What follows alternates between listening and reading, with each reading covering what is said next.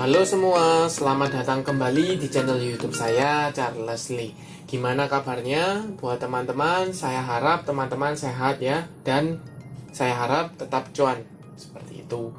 Oke, pada video kali ini saya akan membahas untuk Adikarya Persero Tbk atau ADI.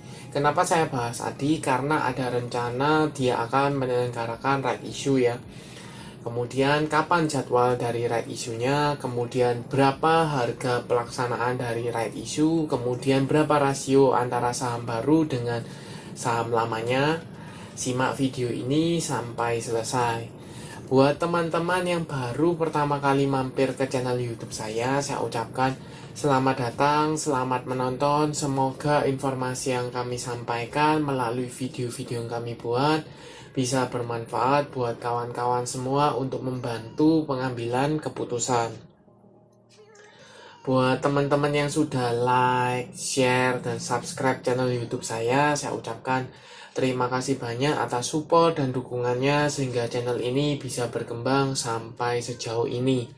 Oke, tanpa berpanjang lebar, seperti yang tadi saya singgung di awal bahwa dalam video kali ini saya akan membahas Adikarya Persero Tbk atau ADI ya, yang akan menyelenggarakan right issue.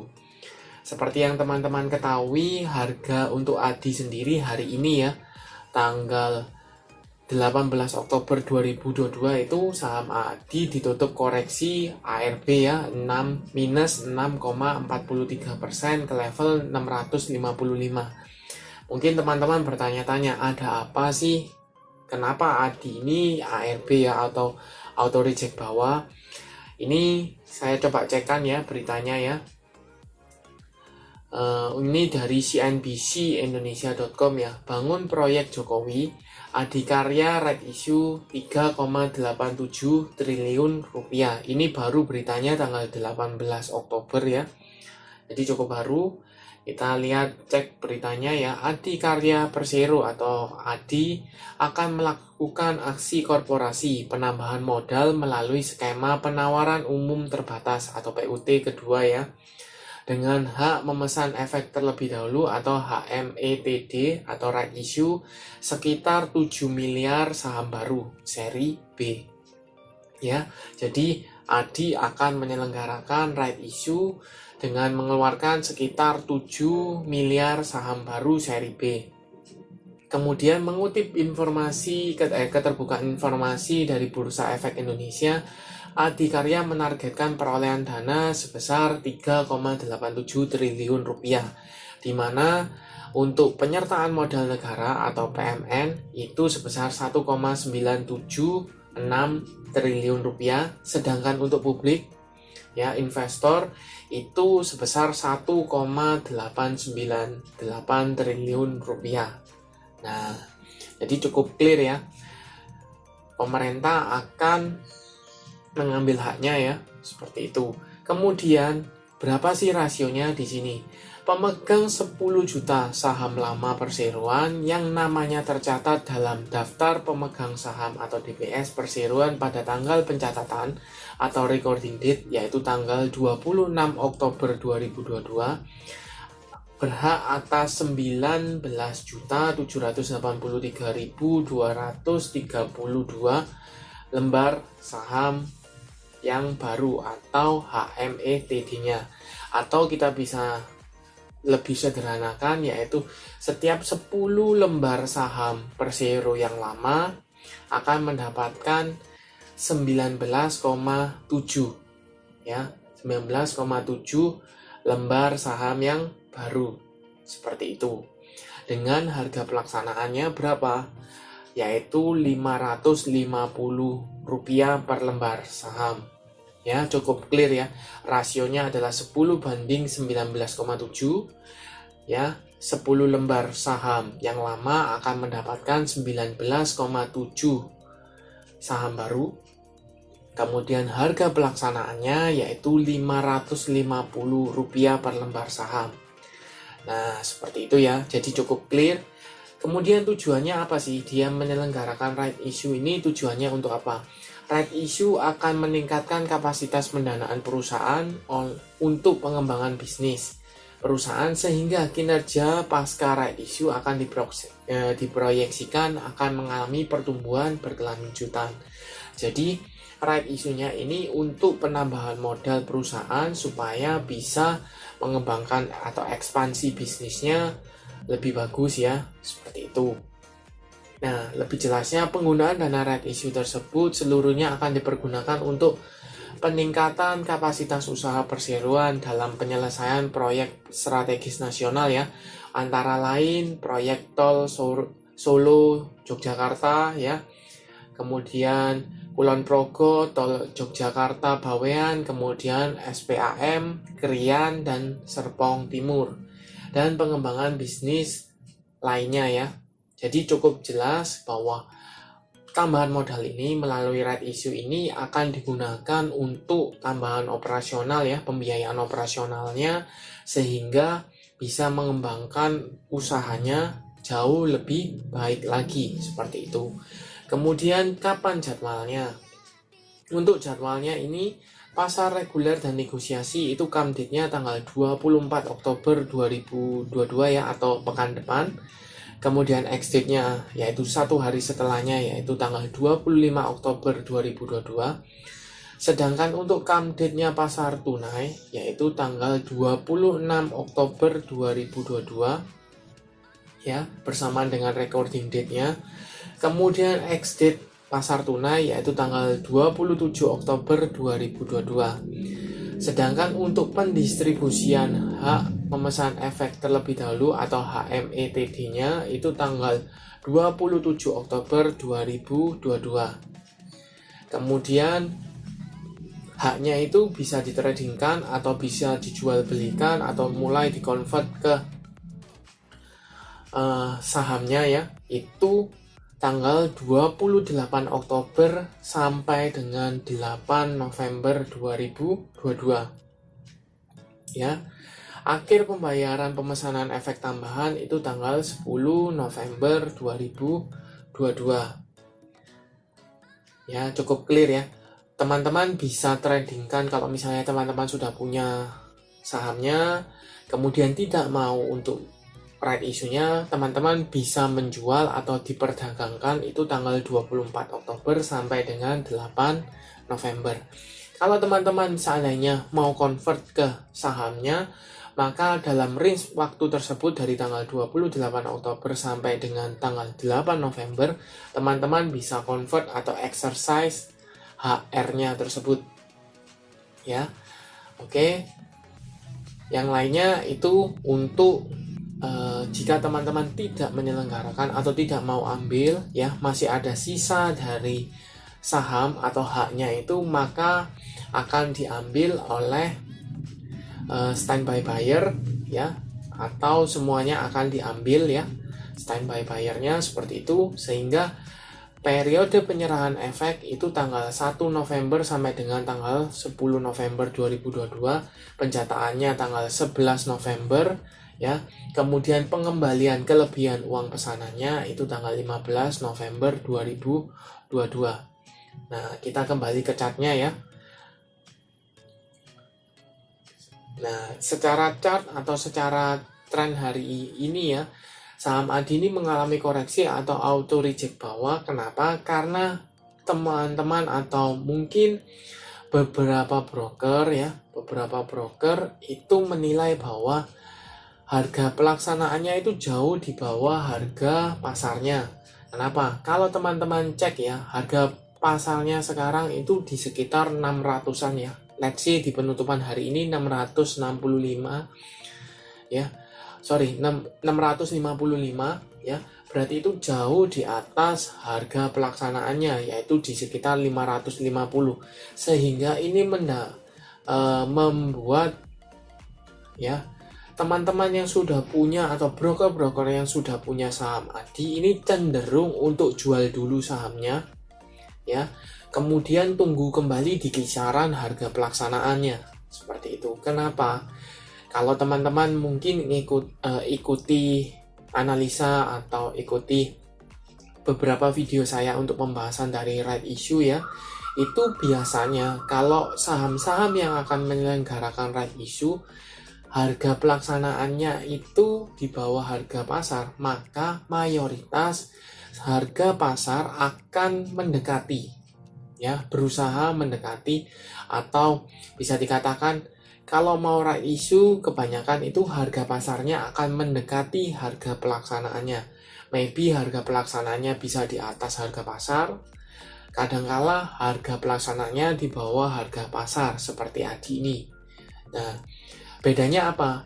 Kalau seandainya harga pelaksanaannya di atas harga pasar, maka ada kemungkinan harga pasar akan naik mengikuti atau mendekati minimal ke harga pelaksanaannya. Begitu juga sebaliknya, kalau harga pasarnya di bawah atau harga pelaksanaannya di bawah harga pasar, maka harga pasar ada kecenderungan untuk mendekati ke area harga pelaksanaannya. Nah, menurut saya ADI ini akan seperti itu. Jadi, ada besar kemungkinan saham ADI ini akan mengalami koreksi lanjutan ya. Kenapa? Karena harga pelaksanaannya di sekitar 550. Jadi, menurut saya ada bisa dikatakan saham ADI ini mungkin akan mengarah ke harga level 600 sampai dengan area 560 sampai dengan area 600 ya. Jadi di area sini mendekati area harga pelaksanaannya. Walaupun kalau teman-teman cek come date-nya masih relatif jauh ya.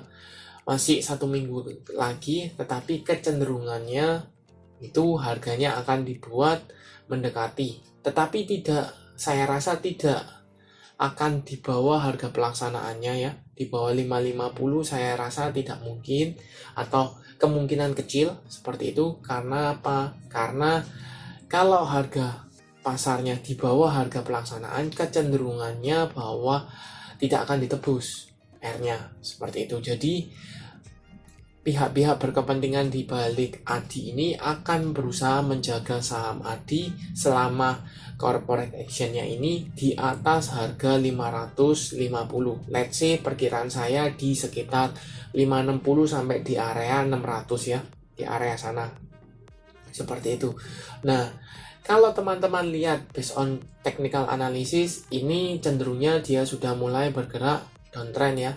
Sudah downtrend, cenderungnya sideways. Kemudian kalau teman-teman cek posisi EMA 50 di bawah EMA 200. EMA 50-nya di 760, EMA 200-nya di area sekitar 800 ya. Seperti itu. Posisinya sekarang kalau dilihat ini meretest support ya. Support yang terbentuk di sekitar bulan Mei tanggal 23-24 ya, seperti itu. Jadi ini meretest posisi supportnya. Seperti yang tadi saya singgung ya, ada potensi dia melanjutkan penurunannya ke level sekitar 600 sampai dengan 560-an.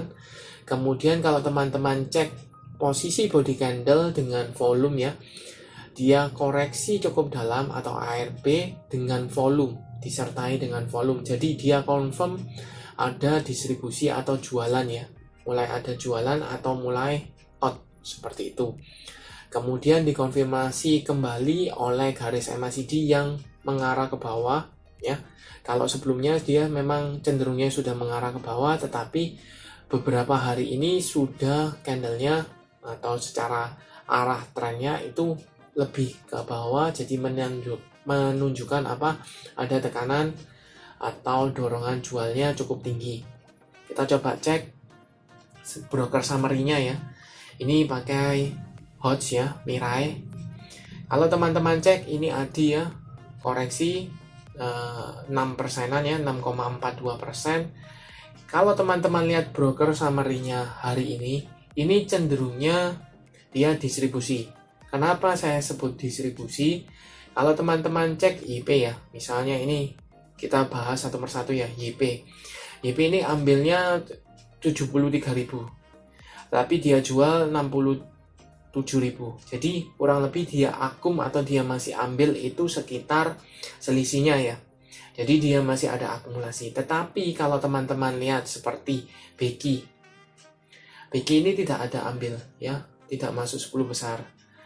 Jadi BK ini full distribusi, out KK, out PD.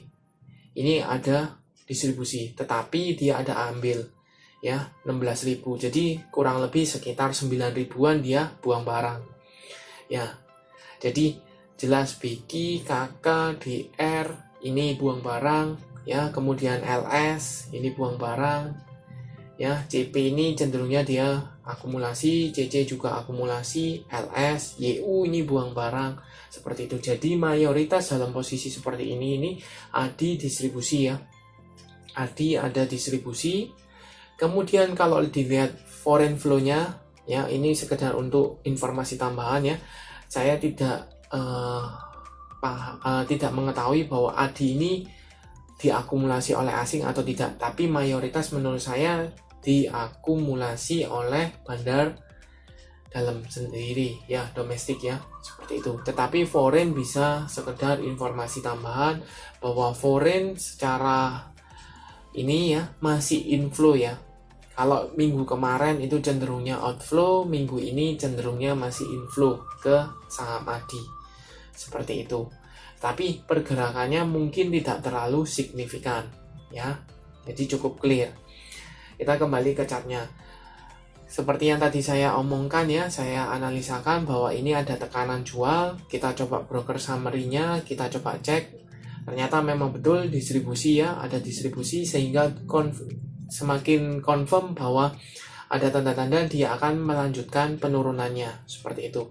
Nah, bagaimana buat teman-teman? Apakah teman-teman yang sudah punya posisi untuk saham ADI, apa yang harus dilakukan?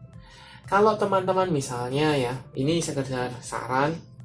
Kalau teman-teman misalnya untuk tujuan jangka panjang ya, untuk tujuan jangka panjang dan teman-teman mau ambil harga red issue-nya di perkiraan 550, maka teman-teman bisa hold saja saham ini. Karena kenapa? Karena menurut saya after red issue, kemungkinan besar saham ini akan bergerak di range antara 600-700 itu masih terbuka, bahkan sampai di level 800-an itu masih terbuka. Dan kalau misalnya let's say moderate ya, let's say di 600-700-an, kalau teman-teman averaging down ketika right issue-nya ya, atau tambah muatan ketika right issue di 550, secara teoritis teman-teman sudah cuan seperti itu ya, secara teoritis teman-teman sudah cuan. Tetapi saya kembalikan ke teman-teman dengan kenapa atau mengapa saya kembalikan ke teman-teman, karena teman-teman yang tahu posisi dananya teman-teman ya, kemudian time frame-nya teman-teman seperti apa ya, seperti itu.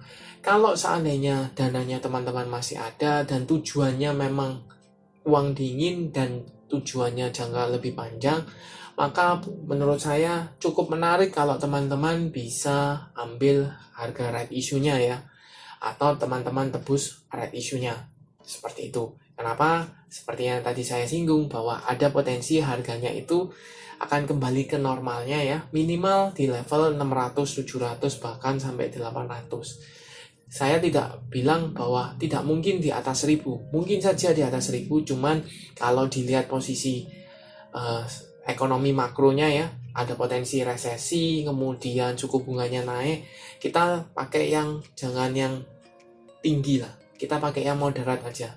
Moderat itu sekitar 700-800 itu teman-teman sudah cuan dari harga right issue-nya seperti itu. Dan kalau teman-teman misalnya mau, oke, saya sudah punya terlalu tinggi nih harganya, kalau ini turun lagi maka saya minusnya lebih dalam. Bisa nggak kalau saya cut loss dulu, kemudian saya masuk di daerah sekitar 560 sampai dengan level 600? Bisa nggak? Bisa-bisa saja. Tetapi kembali lagi, teman-teman siap tidak meng-cut loss atau merealisasikan loss-nya tersebut? Kalau siap, maka teman-teman bisa lakukan. Seperti itu ya. Jadi cukup clear kalau pandangan saya, penggunaan right issue-nya jelas, prospeknya jelas, harga pelaksanaannya juga jelas di bawah harga, kemudian ada potensi after right issue-nya itu minimal kembali ya kembali, atau di level sekarang ya 600, 700 sampai 800 itu teman-teman sudah cukup cuan seperti itu. Jadi kalau saya akan tebus right isunya ya, secara teoritis saya akan tebus seperti itu. Apakah teman-teman akan tebus? Silakan komen di kolom komentar ya, feel free for comment. Mungkin pandangan teman-teman ada pandangan yang berbeda, silakan komen di kolom komentar. Tidak ada yang benar maupun tidak ada yang salah, tetapi di sini hanya bertukar pandangan ya, karena menurut analisa saya seperti itu. Mungkin saja buat teman-teman kurang setuju atau kurang sesuai, tapi silakan komen aja di kolom komentar, kita saling sharing ya pandangannya seperti itu. Oke, sekian untuk video kali ini, saya rasa cukup ya, cukup clear, candidate-nya cukup clear, harga pelaksanaannya cukup clear ya. Kemudian yang paling utama tujuannya dari right issue-nya juga cukup clear ya, tidak untuk misalnya let's say yang negatif itu membayar utang ya, atau convert dari utang ke saham seperti itu. Oke, sekian untuk video kali ini. Terima kasih sudah menonton sampai akhir. Jangan lupa like, share, dan subscribe channel YouTube saya, dan nantikan video analisa saham berikutnya. Terima kasih.